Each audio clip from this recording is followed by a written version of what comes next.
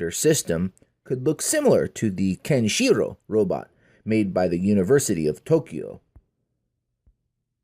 So let's just take a look at this scary stuff.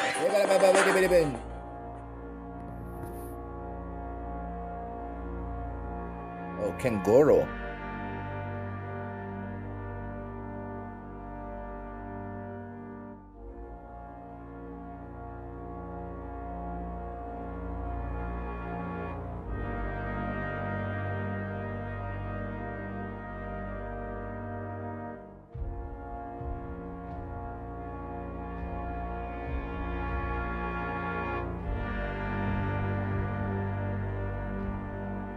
Oh, good.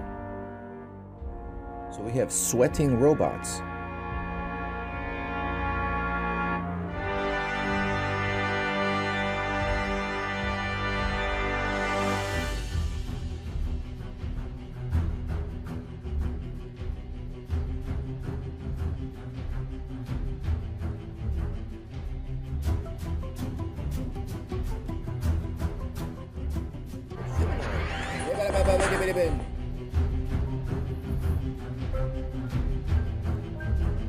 Oh, Kengoro.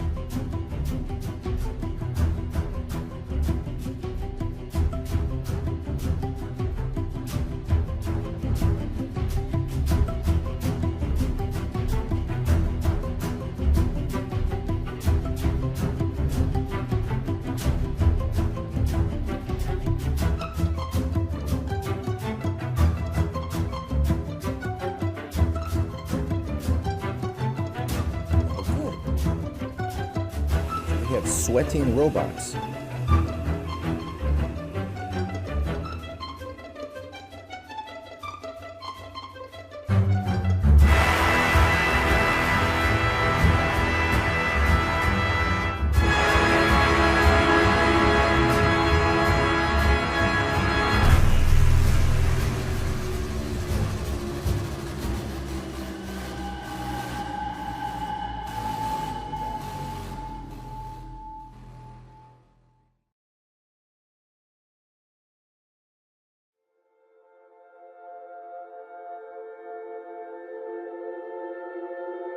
A robot out of our lab. We added a few motors for degrees of freedom, so that enables us to stand in place, sit down, crouch, squat.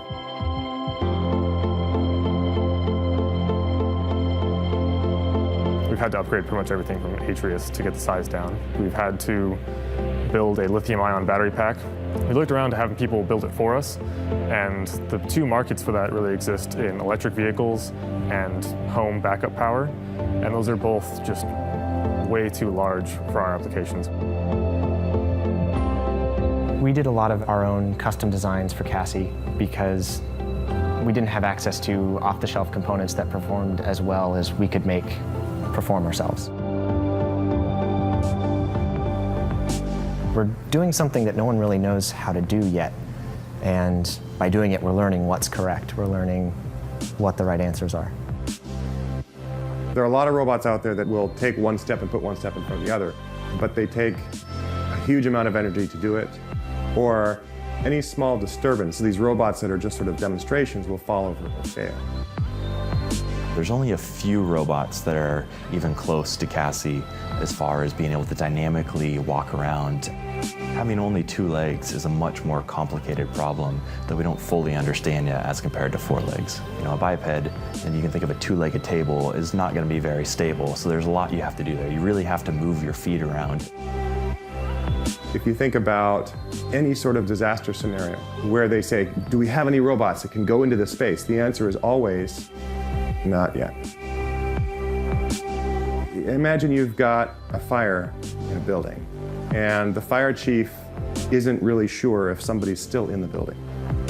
And they have to make a difficult decision about whether they're going to send one of their firefighters in. This is dangerous. If you have a robot that has the same capabilities as a person, you wouldn't think twice about sending that robot. So that's my guiding star, is putting this out into the world and making something actually useful. Meet Valkyrie, Valkyrie 1, 6'2", 125 kilograms, superhero robot.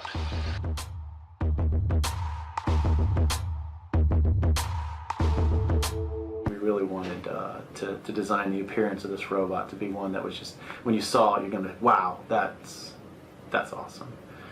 So it's a 44-degree Freedom robot, very capable, very strong, completely self-contained. We have a 2 kilowatt-hour battery, lots of onboard computing. We've got a 7-degree Freedom arm and 6-degree Freedom hand,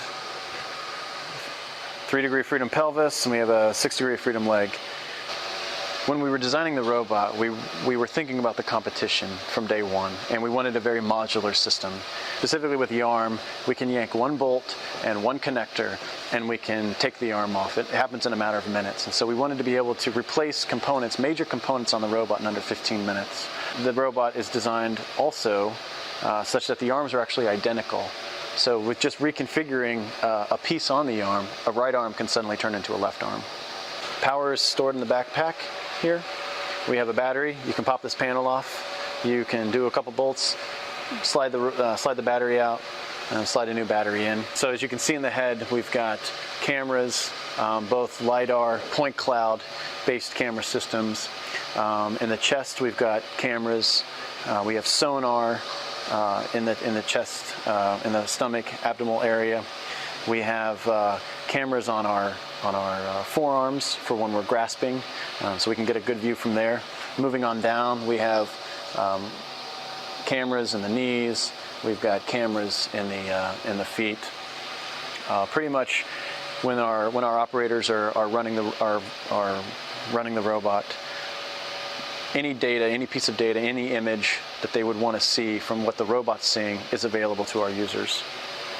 NASA saw considerable overlap in what the DRC was trying to accomplish and NASA's goals as an agency. We want to get to Mars.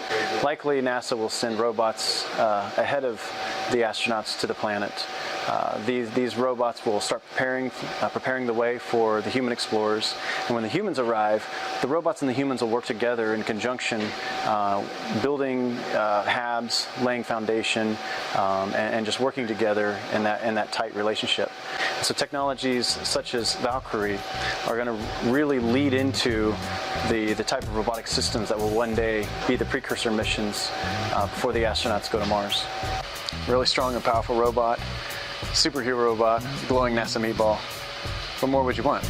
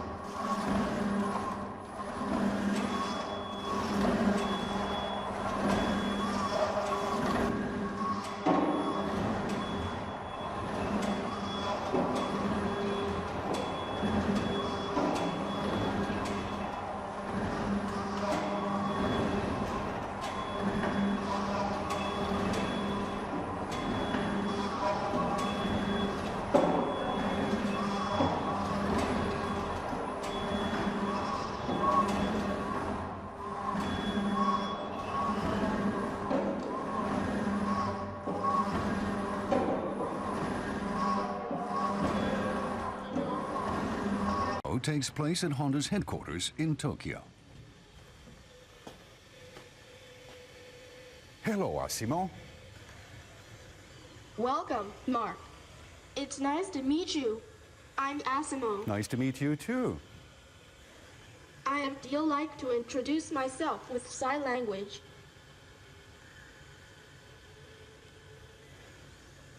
My name is Asimo. Well done. Pleased to see you. Pleased to see you, too. Can I shake your hand? Nice to meet you. Thank you. Please come this way. Thank you. Let me follow you. Asimo has been programmed to walk slowly when guiding people.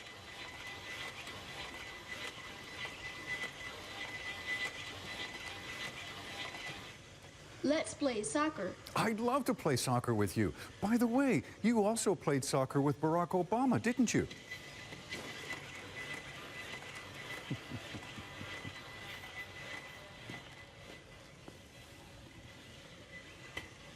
Shall I place the ball for you? There you go. Now I'll go over here and wait for your kick. Okay.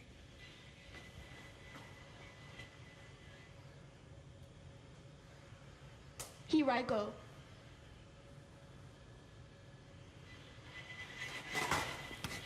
Oh, nice kick, Asimo. Asimo, let's do this again. This time, I'm going to put the ball in a different place.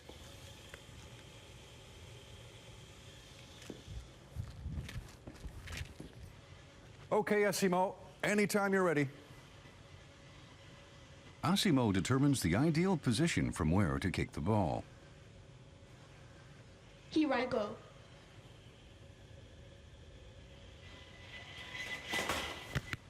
Wow, you knew exactly where the ball was.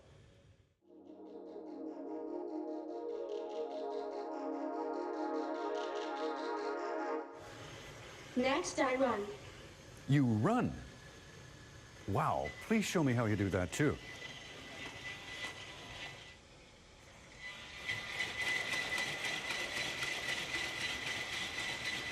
It runs fast, and it keeps its balance. Next, Asimo demonstrates its ability to jump on one foot. Its hip, knee, and ankle joints work together to perfectly absorb the impact of every jump.